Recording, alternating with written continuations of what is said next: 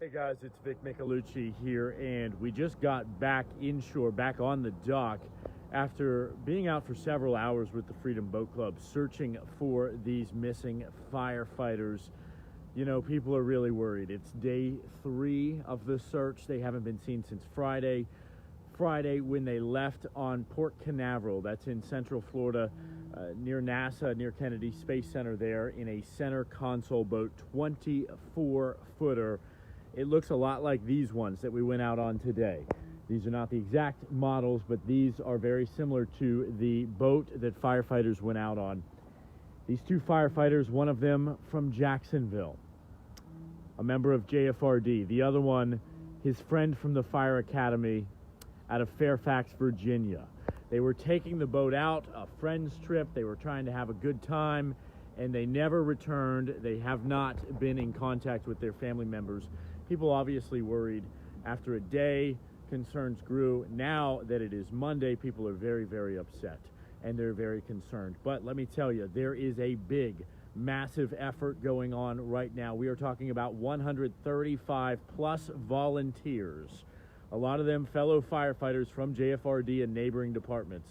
We also have 35 to 40 boats. Those are volunteer boats, people that are giving their own boats with their own gas on their own time to go out there and search.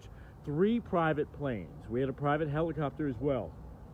Also, U.S. Coast Guard has helicopters and planes searching from Clearwater and Savannah. They are going from Port Canaveral all the way up to Charleston, South Carolina, doing this very intricate grid search.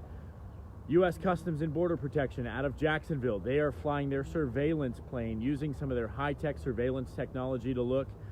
You got Coast Guard boats, you have police and fire boats. So a lot of resources out here, and a lot of people are upset. This afternoon we did get an update from the wife of the Jacksonville firefighter, Brian McClooney.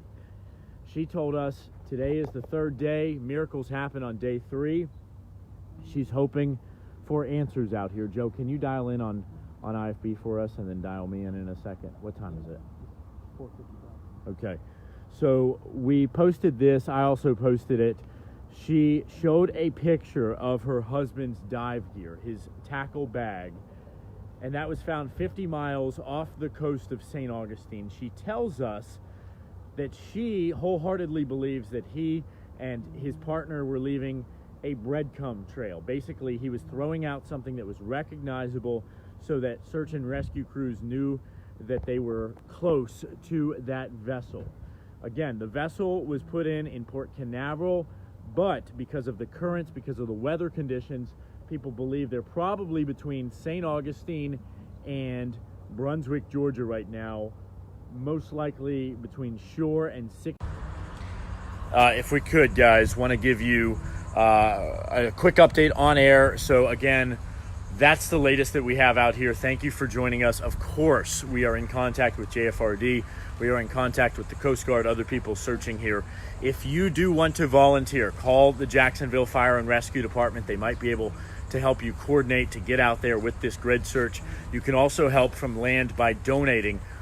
It's not cheap to run boats, especially 35 to 40 of them right now. They are being run on the dime of the firefighters, of the boat owners, and of the volunteers. So if you want to help out, you can also make a donation there. And as soon as we get more details, we'll pass them along to you.